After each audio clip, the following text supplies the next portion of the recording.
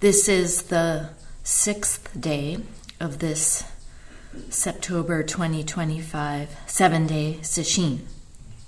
And today we'll look at a koan from the Mumonkan, case 47, Tosotsu's 3 barriers.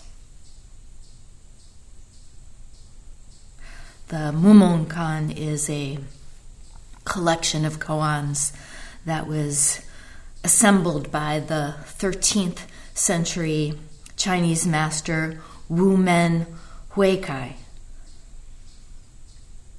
And in English, the collection is often translated as the Gateless Barrier or the Gateless Gate.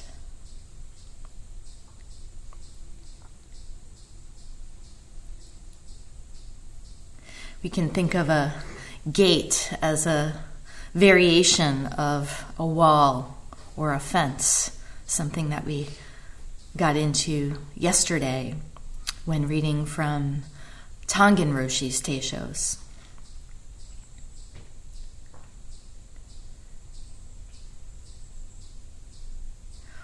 But what kind of gate is gateless? What kind of wall is wallless?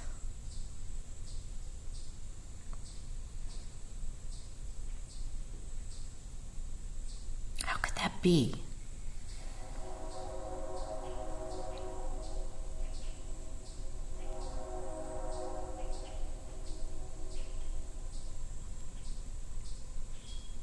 It's there, but it's not there.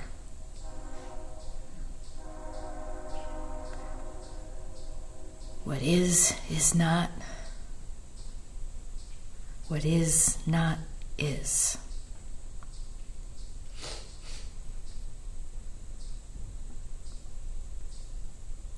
I'm going to start off reading through the case, commentary, and verse, and then we'll get into some background material. So first, the case. Tosotsu sets up 3 barriers to test his monks.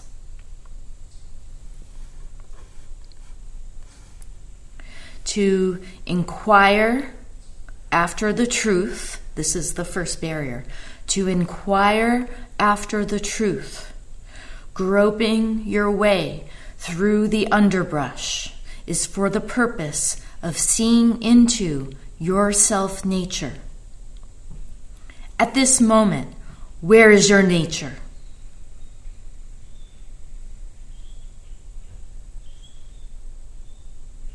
And now the second barrier, also a question. When you realize your nature, you are free from life, free from death. When the light of your eyes is failing,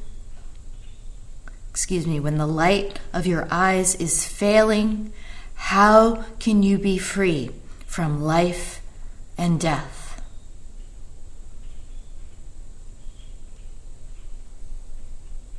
And then the third, when you are free from life and death, you know where you will go.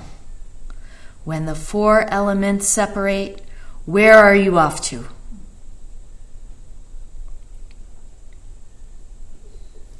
And then Mumon's commentary. If you can rightly give the 3 turning words here, you will be master wherever you may be and live up to the Dharma in all situations. If, however, you have not resolved the matter yet, I warn you, the food you bolt down won't sustain you. Chew it well, and you won't be hungry.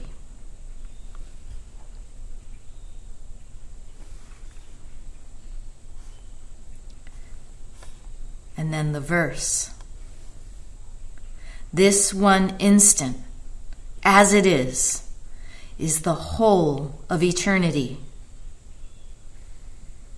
The whole of eternity is at the same time, this one instant.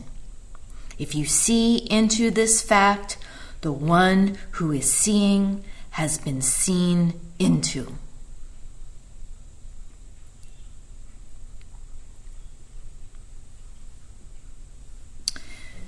Now, not a lot is known about Tosotsu, but let me say from the start that the name Tosotsu is the Japanese translation of his Chinese name, Do Shui Kangyu. So let's just shift to using the actual name. He went by Kangyu for short. And in looking at our go-to source on the Chinese masters, which is Andy Ferguson's book, Zen's Chinese Heritage, there are a few brief stories and exchanges involving Kangyu. The first one takes place prior to him becoming a master.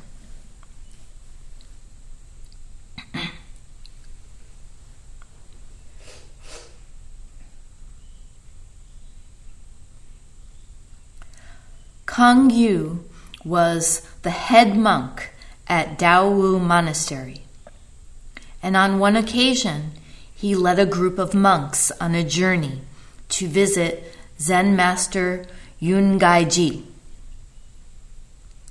After only a few sentences of conversation, Master Ji knew that Kangyu possessed special ability.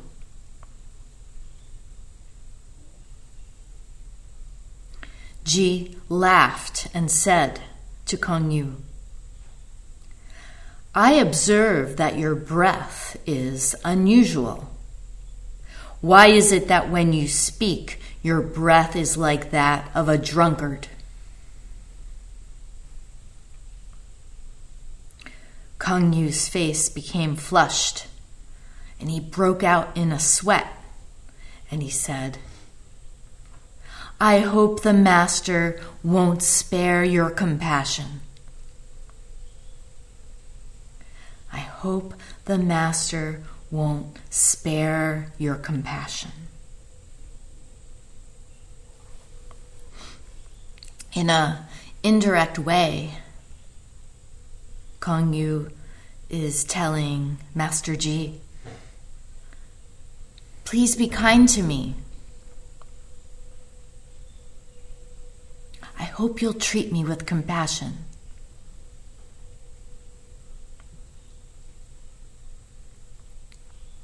And by the way, although Ji told him that his breath reeks of alcohol, we can't take that to mean that he was actually drinking and intoxicated. Ji saw potential in Kangyu.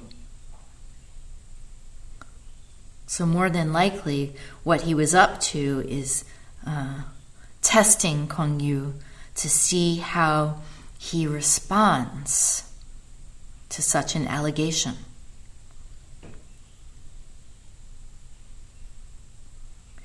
Getting intoxicated certainly would not have been appropriate behavior for a monk, let alone the head monk.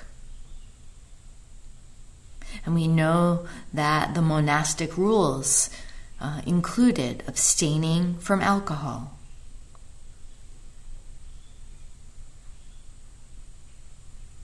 But it seems that Kangyu didn't even get defensive.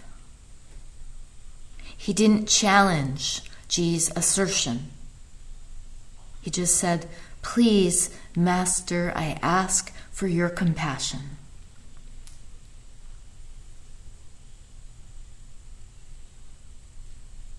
But of course, then again, we don't really know how he said it. We don't know the backstory. Can't really read into the lines too much.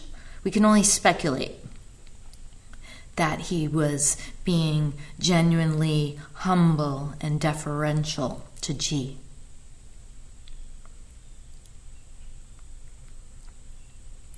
And yet, Ji continued to talk to Kong Yu by goading him. And Kong Yu was flustered by this and didn't understand. So he asked to have a private interview with Ji. In the abbot's room, Master Ji asked Kong Yu, "Have you ever seen Zen Master Fa Hang Diyu?"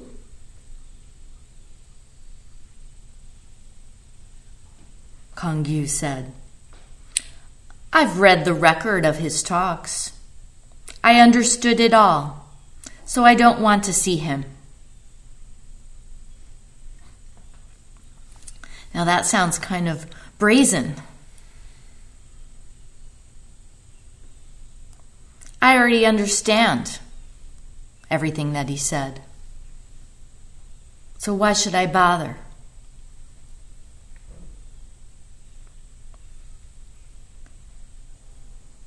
So Kong Yu, in this one-on-one interview in the abbot's room,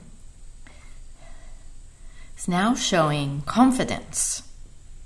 He's really sticking his neck out. It's a different side of him from the earlier exchange. Ji then said, "Have you seen Zen Master Dong Shan Wen He?" In other words, "Okay, is that so? How about this other master? Have you seen him?" To which Kong Yu said, "Guanxi's disciples don't have any brains. If you put on a cotton garment that smells like piss, what good is it?"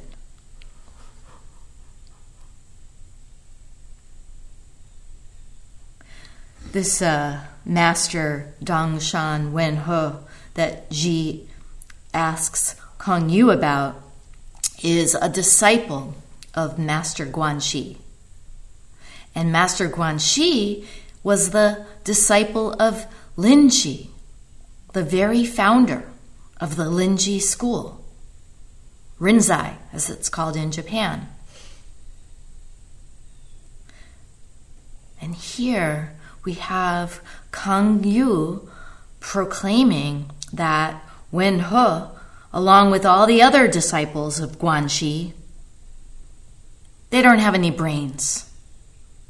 They stink like a cotton t-shirt soaked in urine.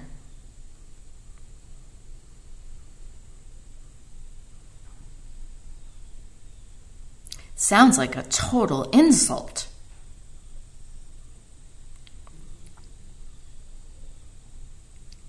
But it's hard to say. We can't take it at face value. Could have been a compliment. Using paradoxical language and indirection was a common way of communicating in these dialogues at the time, along with physical gestures.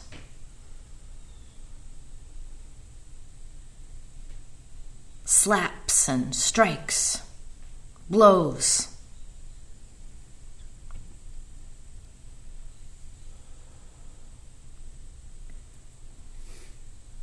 And this kind of language, when used by the master, was a way of challenging the student to go beyond logic, also to go beyond norms and conventions.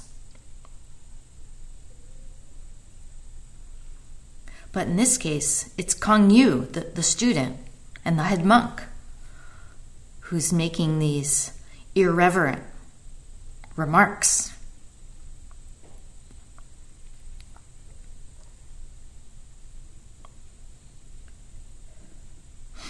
The exchange goes on. In response to Kong Yu's retort, Ji said, "You should go and practice at that place that smells like piss."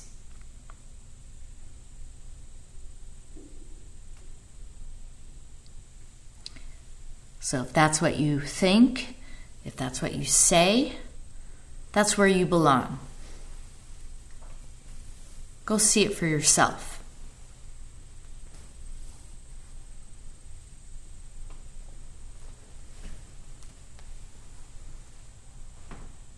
For Kong Yu, going to the place he says smells like piss might be just the medicine he needs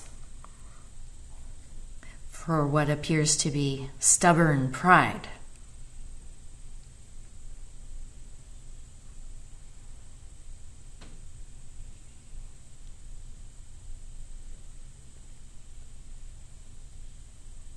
And following Ji's instructions, Kong Yu did go and practice with Zen Master Wen He, which says a lot because, once again, he apparently didn't get defensive or show resistance.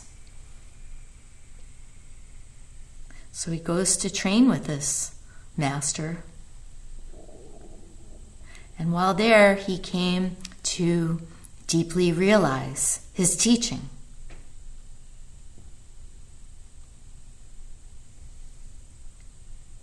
And later on, Kong Yu returns to go see Master Ji.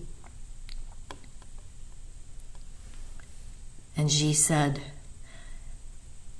"Now that you've seen Guanxi's disciples, what about the great matter?" To which Kong Yu said, "Had it not been for your instruction, it would have slipped past me my entire life."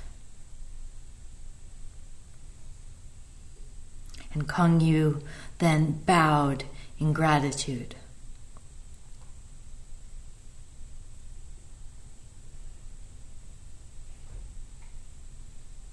So, seeing things more clearly now, he was filled with immense gratitude. Not a hint of pride.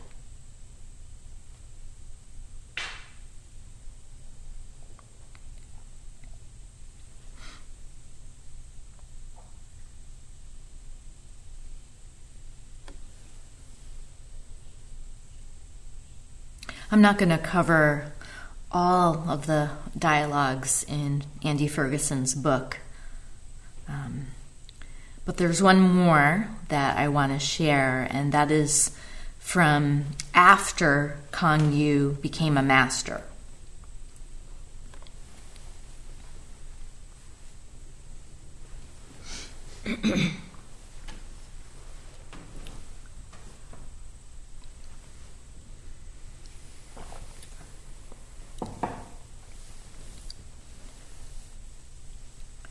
Master Kong Yu addressed the monks, saying, "First comes the new spring, and then it's the beginning of summer.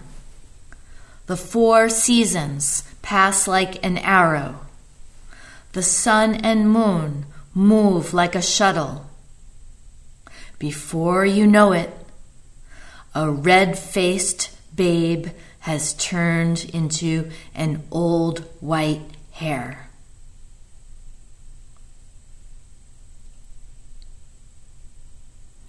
You must truly exert yourself and use extraordinary effort.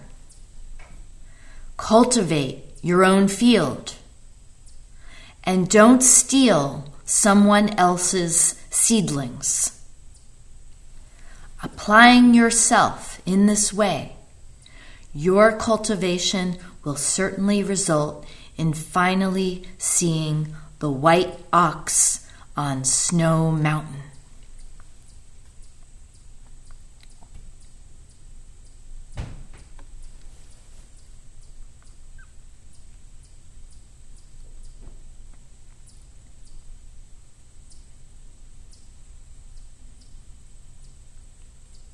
Spring transitions into summer, summer into fall, fall into winter, and then back to spring. The sun rises, and then it sets, and then it rises again.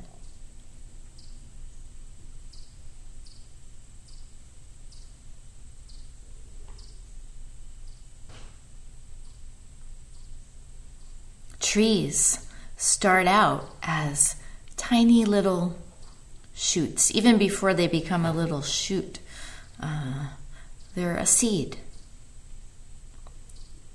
And with the right nourishment and the right conditions, the tree grows. And eventually, it dies. And when it dies, it enriches the very soil that will bring forth new life, a new tree.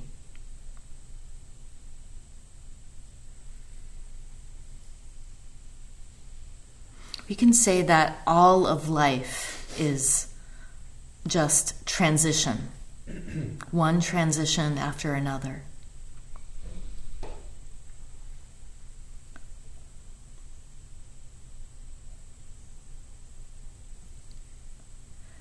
Some take the form of milestones in our life.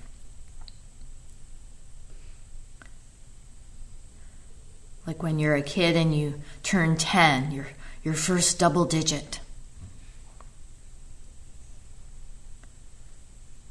Turning 18 is another big occasion. Becoming an independent adult. Getting a driver's license. Getting married. Getting divorced. Having a baby. Starting a new job. Moving to a new place. Losing a parent.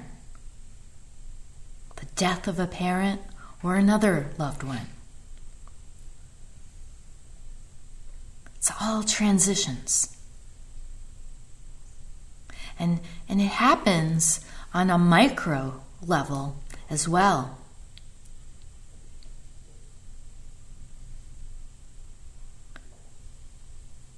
Just in turning a doorknob, moving from one room into another, walking through a doorway,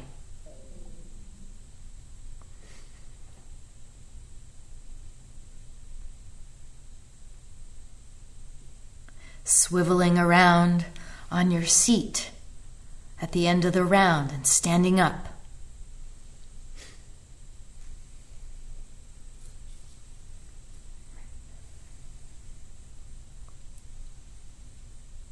Clicking on the breakout room icon on Zoom.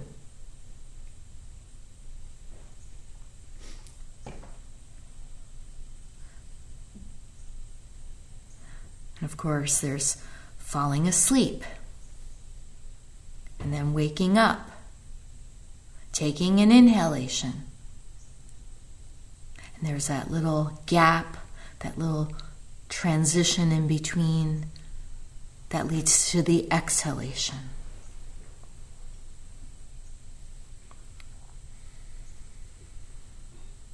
This This is all part of the cycle of birth and death.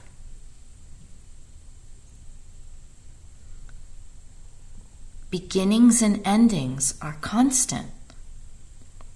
They're not singular events, and they're not finalities.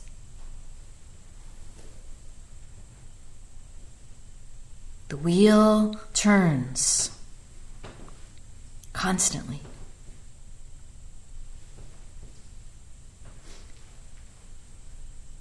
But through our ordinary way of being in the world, where we see ourselves as kind of a fixed entity, a fixed self, and the people around us as fixed others, we can't really perceive this turning that is happening moment by moment.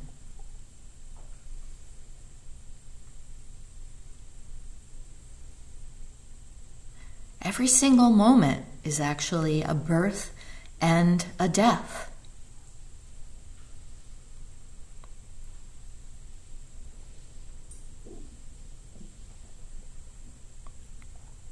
So in these past 6 days of Sesshin, moving into, or we are already into the 7th day. Tonight will be the 7th night, the last night.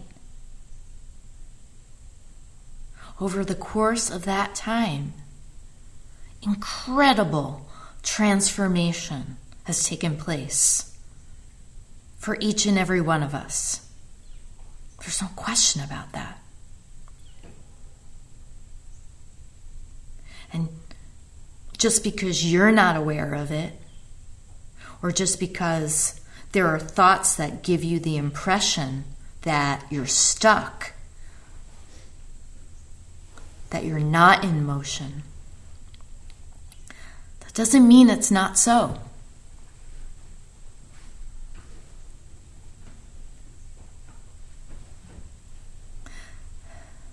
The greatest thing about being a Zen teacher is you get to see that transformation. You get to witness it.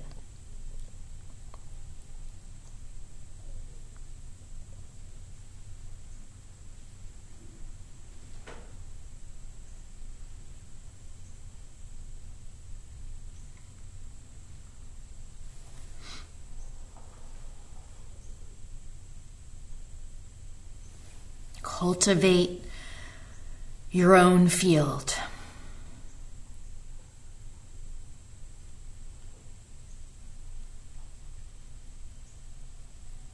Forget about thoughts, forget about time, forget about other people.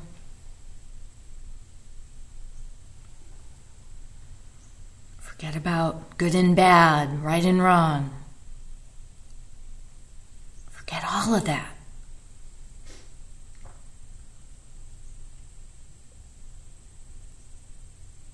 Keep returning to the source. This one mu.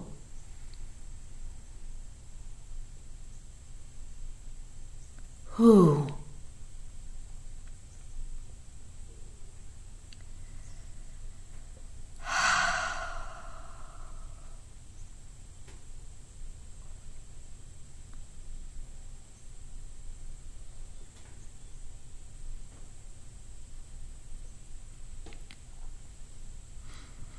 So let's look at the case now in which Master Kong Yu tests his monks with 3 barriers that take the form of 3 questions. Sort of like 3 koans in one, but not exactly at the same time, because there does appear to be a progression to them, with each barrier building on the other. So again, the first, to inquire after the truth, groping your way through the underbrush, is for the purpose of seeing into your self-nature. At this moment, where is your nature?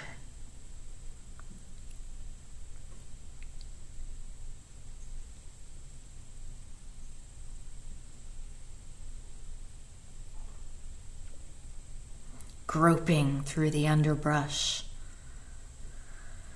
fumbling around in the dark, trying to make your way through a tangle of thoughts and emotional states. All the ideas and narratives that we cling to.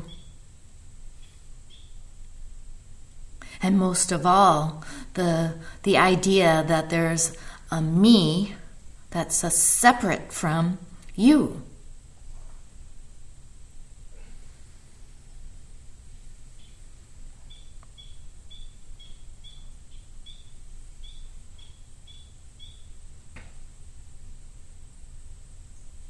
And at times, it can feel like you're bushwhacking, like you've got to knock down the underbrush.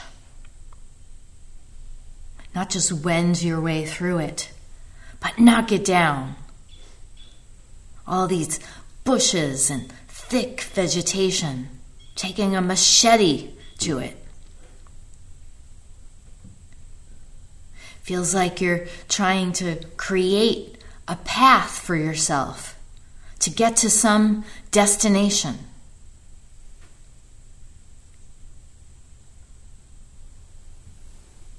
But where are you trying to get to?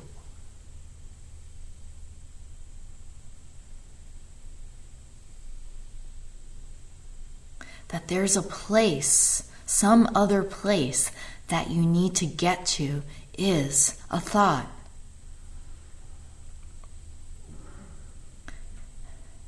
That the underbrush is in your way, also a thought.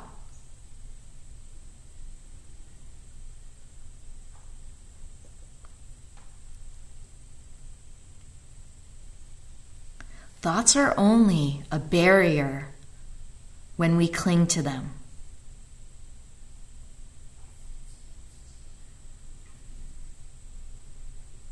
They have no substance. There's no physicality to them. You can't see, touch, or grab them.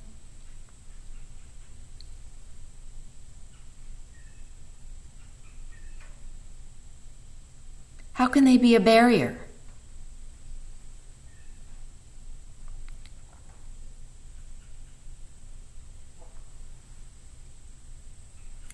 The good news, though, is even if you do get lost in the underbrush, lost in the weeds,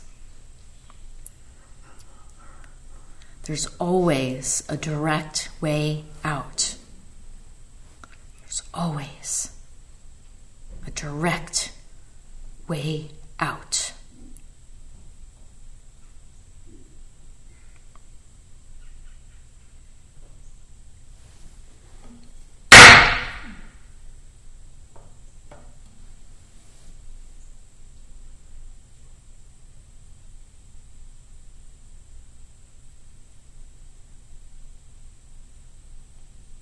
This moment, where is your nature?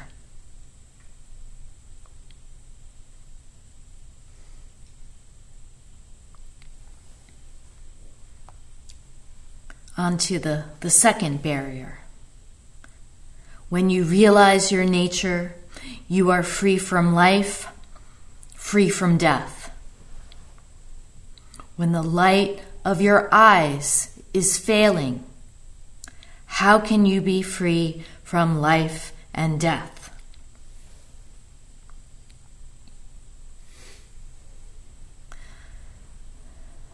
In doing this practice, we are confronting our own impermanence,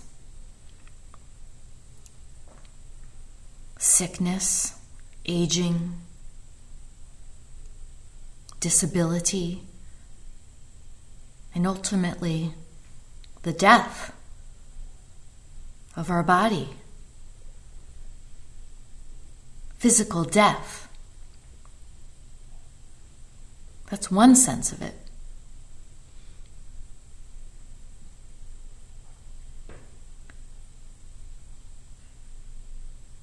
The body that we're in right now, sooner or later, will cease to be. It will stop working. The heart will stop.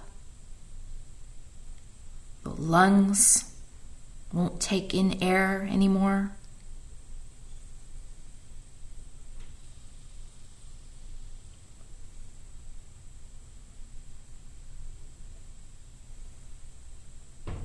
This is the one thing that is certain. As Roshi likes to say, the only thing that is uncertain is the timing of our death.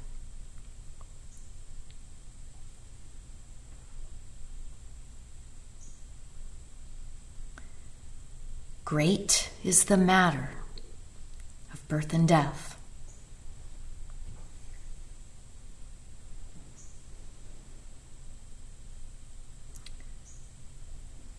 But again, there's also the moment by moment living and dying that's happening nonstop.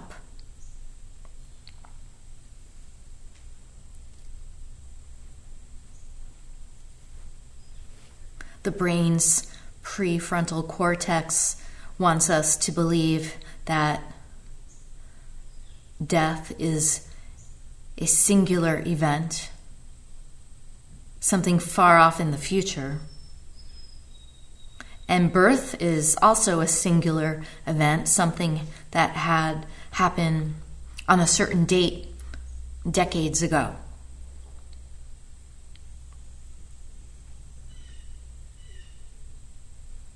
But really, birth and death are concepts. Ideas about there being a beginning and an end. Roshi Kapleau used to say, "All there is life."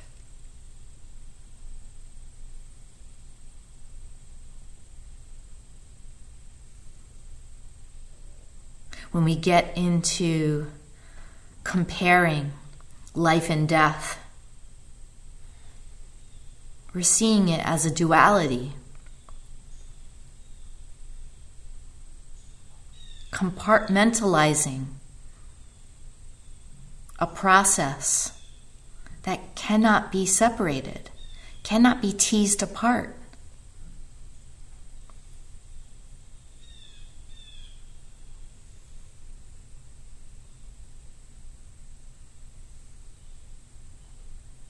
So when the light of your eyes is failing, how can you be free?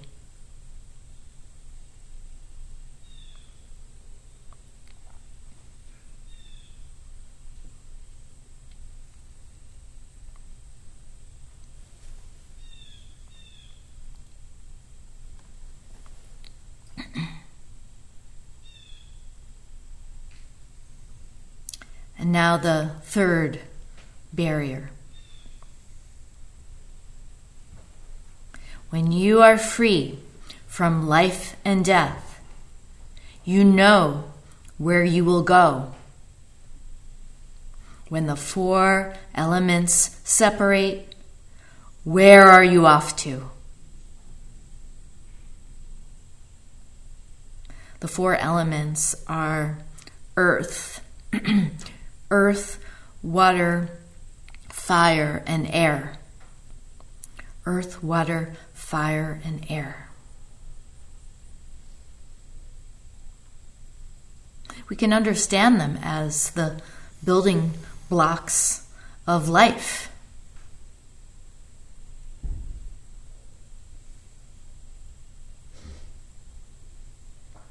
And the building blocks of this moment, right now.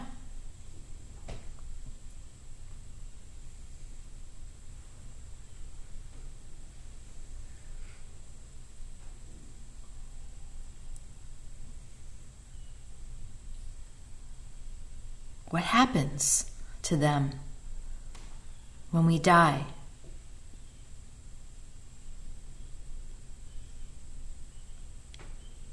When we die, where do we go?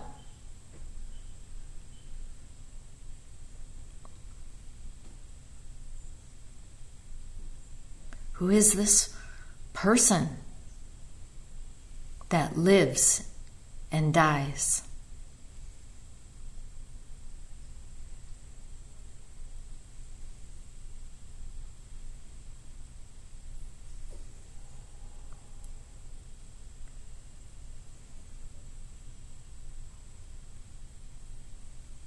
When the four elements separate, where are you off to?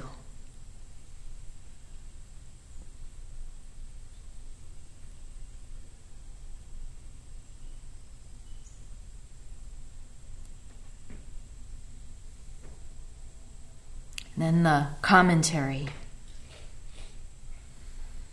If you can rightly give the three turning words here, you will be master wherever you may be and live up to the Dharma in all situations.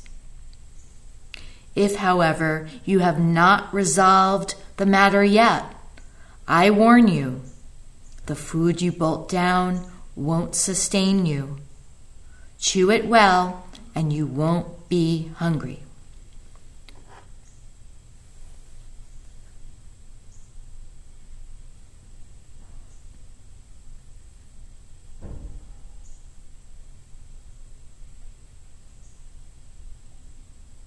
Don't bolt it down. If you're in a hurry to get somewhere or get something, you'll never be satisfied. That's grasping.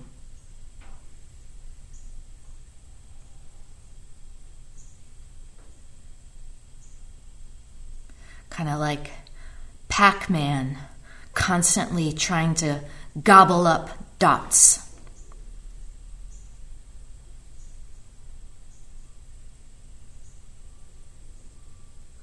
We can spend much of our life gobbling up stuff, can't we?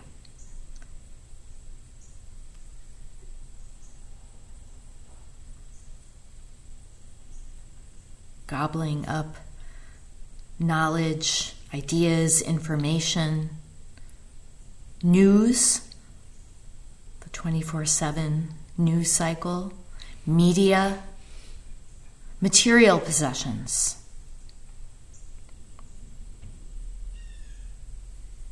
Clothes, cars, shiny objects.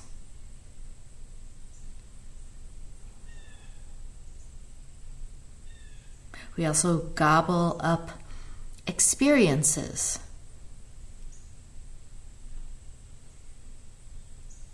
So we can say, I did that, or I was there.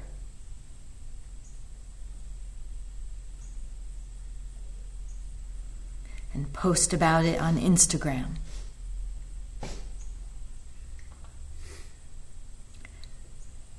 We also can gobble up status markers like degrees and titles.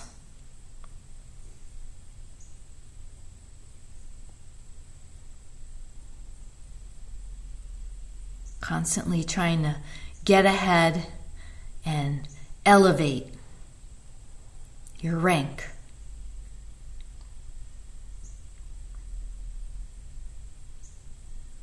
Nom, nom, nom, nom, nom, nom, nom.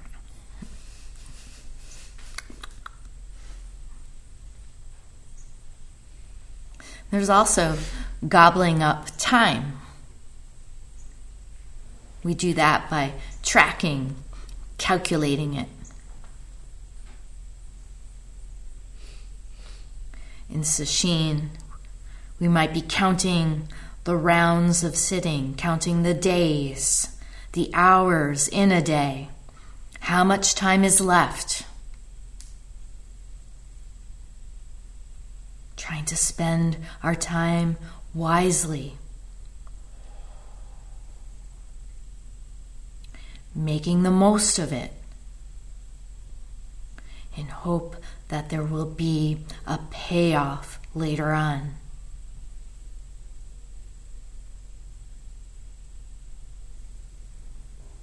Forget about later on.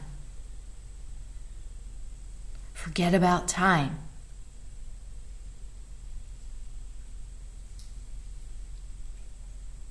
Forget about after sesshin.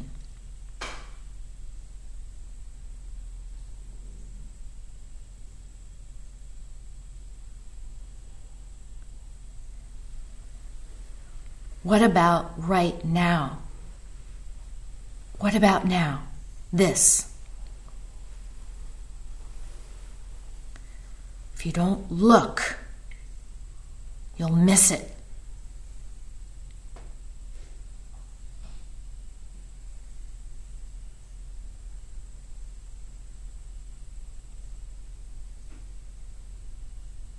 Don't practice as if you're on your way to getting somewhere.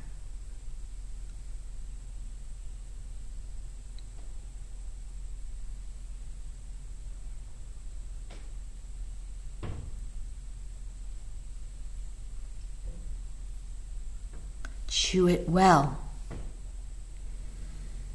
and you won't go hungry.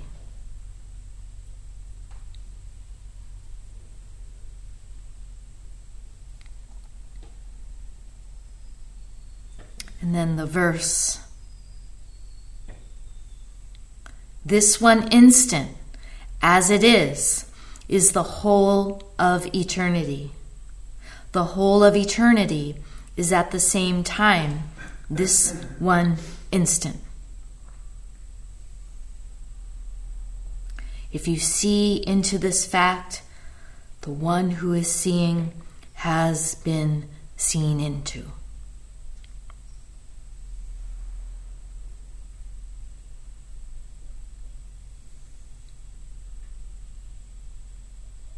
This one instant.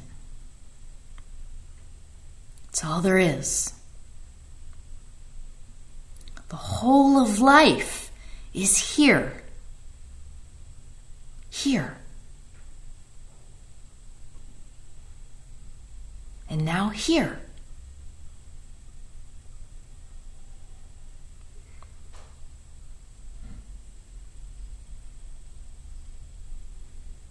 There's no place you need to go. There's nothing you need to get. It's here.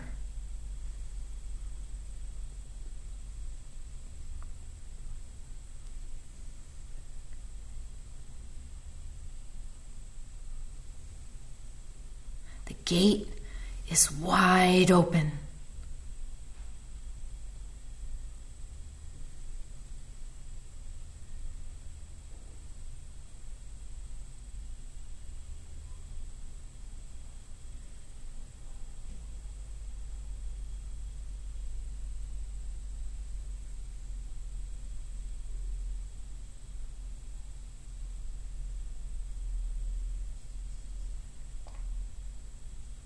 We'll stop here and recite the 4 vows.